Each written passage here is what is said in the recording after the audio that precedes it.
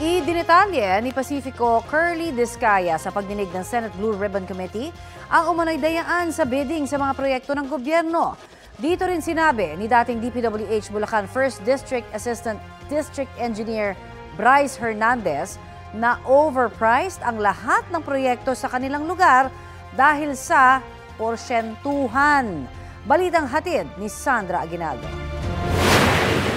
Karamihan ng mga proyekto ng gobyerno dumaraan sa bidding para mabusisi at matukoy kung kanino ito mapupunta. Pero sa bidding pa lang daw, may nagaganap ng dayaan ayon sa kontratistang si Pacifico Curly Discaya II nang muli siyang humarap kasama ang asawang si Sarah sa pagdinig ng Senate Blue Ribbon Committee. Kung mapapansin ng mga mambabatas, makikita na halos dikit-dikit lamang ang presyo ng mga bid amount ng mga sumasali sa rig bidding at peking bidding na ito. Alam na ng mga contractors kung sino ang nakatagdang manalo. Maaring nabili na nila ang proyekto mula sa congressman at iniintay na lang na lumabas ang resulta ng bidding na isinasagawa. Ang nananalo sa bidding-biddingan na ito ay ang mga may kapit sa mga matataas na opisyal. Sakaling may bigla raw magbaba ng bid para manalo bilang lowest calculated bid, ginagawan raw ng paraan ng Bids and Awards Committee o BAC para matalo ito, gaya ng pagdedeklarang hindi ito nakasunod sa requirement. Isa sa mga proseso ay ang pagpupunit sa dokumento o pagsulat sa mga pahina ng bidding documents upang madeklara itong non-compliant at tuluyan ng hindi makonsidera sa proyekto. Binibigyan naman daw ng kontratista ng tinatawag na obligasyon o parte ang mga sangkot na kawani ng gobyerno at iba pang nakibahagi rito. Base sa aking mga naging obserbasyon, nakadepende sa nakaupong presidente ang porsyento.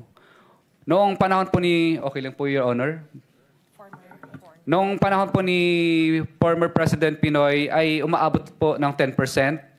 At sa panahon po naman po ni President Duterte po ay umaabot naman po ng 12 to 15%.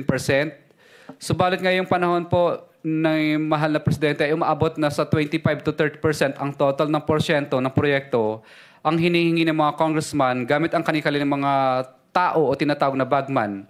At ito ang pinakamataas na hinihingi sa lahat ng mga contractor. Kung hindi raw sila makikisama sa sistemang ito, hindi sila mabibigyan ng proyekto o kaya'y magkakaproblema at mabablocklist. Porsyentuhan din daw ang dahilan kaya overpriced ang mga proyekto. Ayon kay dating DPWH Engineer Bryce Hernandez, lahat daw ng proyekto sa nasasakupan niya sa 1st District ng Bulacan ay substandard. Paraan daw ito para magatasan ang pondo. Wala pong tumama kung ano po yung nakaspecify sa plano. Hindi po na-meet lahat yun. At lahat yan may porsyentuhan? Lahat po, Your Honor. Meron ba kayong proyekto na walang porsyentuhan? Na maayos, na matino? Meron ba? Wala po, Your Honor. Hindi ko po masabi yung sa ibang lugar, Your Honor. Ang sinasabi ko po yung sa nasasakupan po namin, wala po talaga, Your Honor. Hindi afterthought ito Alam mo ito habang nangyayari at the time. Opo, may instruction po lahat to. We're investigating flood control. Ngayon inaamin lahat ng proyekto, pati classroom, pati hospital, pati tulay, pati kalsada, lahat substandard. No? That's what you're saying, Bryce, no? Yes po, Your Honor. Maisama ko lang po, yung mga street lights po namin, overpriced po lahat yun. Gumagamit daw sila ng materyales na mababa ang kalidad. Binabawasan din daw nila minsan ang haba ng proyekto.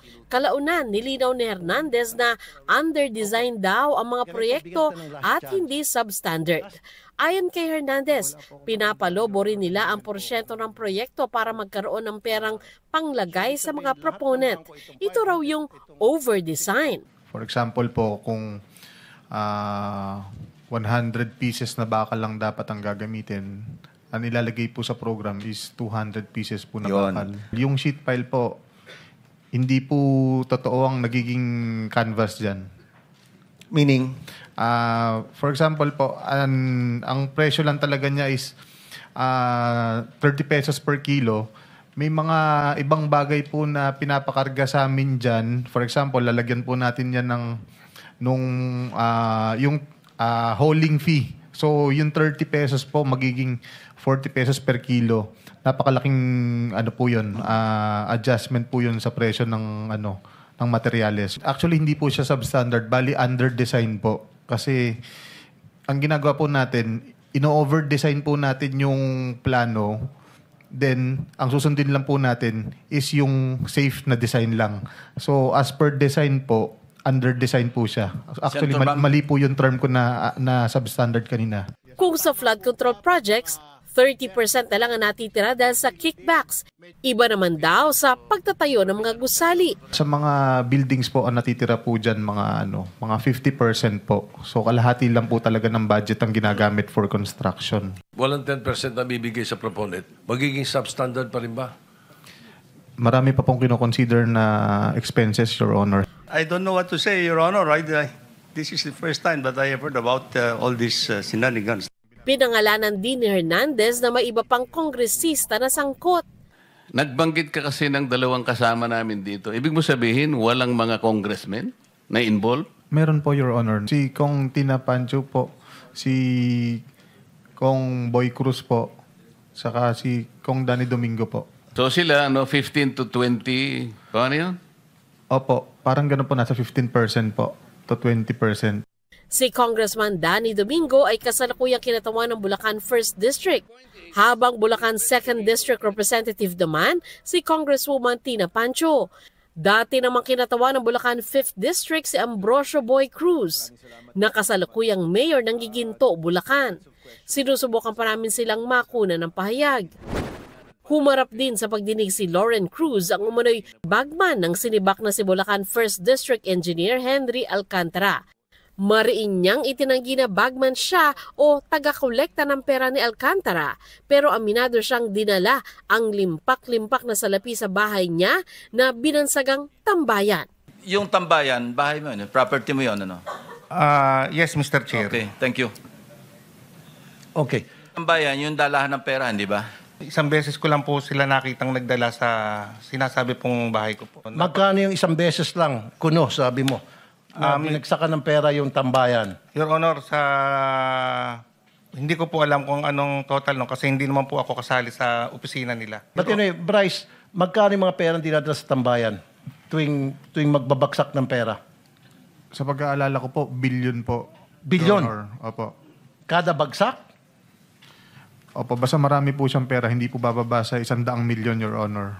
Sandra Aguinaldo, nagbabalita para sa GMA Integrated News.